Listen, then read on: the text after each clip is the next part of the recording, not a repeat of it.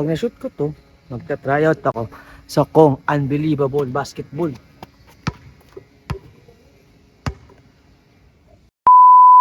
What's up mga tol, si Boss Juan nga pala. So, kikita niyo yung background na to. Itong background. Dito ako nagsimula mag-basketball.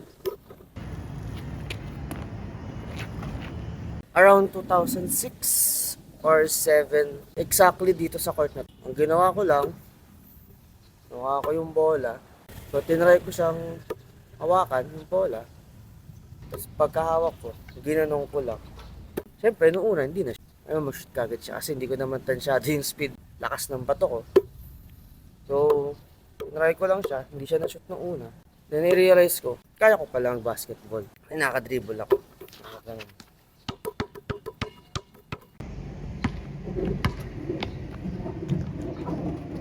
Nakaka-dribble naman ako.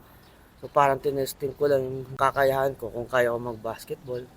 Then nung nasubukan ko mag-shoot ulit, then pumasok, malapit lang naman ako sa ring. Tinry ko ulit mag-shoot, tapos pasok. Doon ko na-realize na kaya ko maglaro. Sumali ako sa iba't ibang liga dito. Marami din naman yung naging kakampi dito. Eh, nakakatawa dito. Every time na nakaka-shoot ako. Ay hindi, every time, kunyari, naglalaban-laban sila. Tapos parang, siyempre, seryoso, game face sila lahat, seryoso. So, pati yung crowd, seryoso din, tahimik. Pero tamang hiyaw pag nakaka-shoot sila, kung gusto nilang team, tamang cheer. Tapos pag ako yung pinapasok, yung mga commentator nun, mga kaibigan ko din dito, announce sila, papasok ako. At cheer sila kasi lalaro na ako, ganyan-ganyan. Tapos every time na mag-shoot ako, pasok man o mintes, inaabangan ng mga tao dito. Dito ko na-build yung confidence ko dito sa court na to. Itong court na to. Dito ko na-build yung confidence ko sa basketball. Yun lang naman yung kwento niya. Court na to, dito ako nagsimula mag-basketball. So, every time na pupunta ako sa village namin dati, gagawa ko ng paraan para makalaro ng basketball. Kasi parang basketball kasi yung escape ko sa reality. Tamang shoot lang, chill.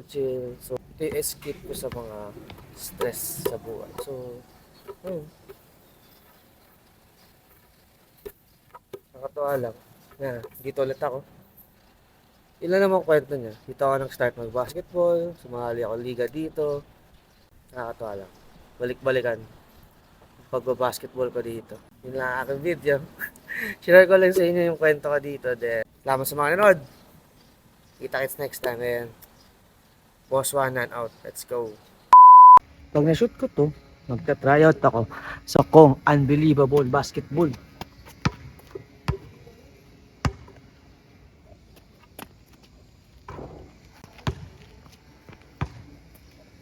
Pwede na ba yun, Boss Kong?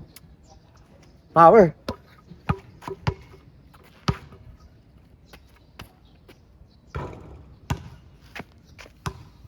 Bye!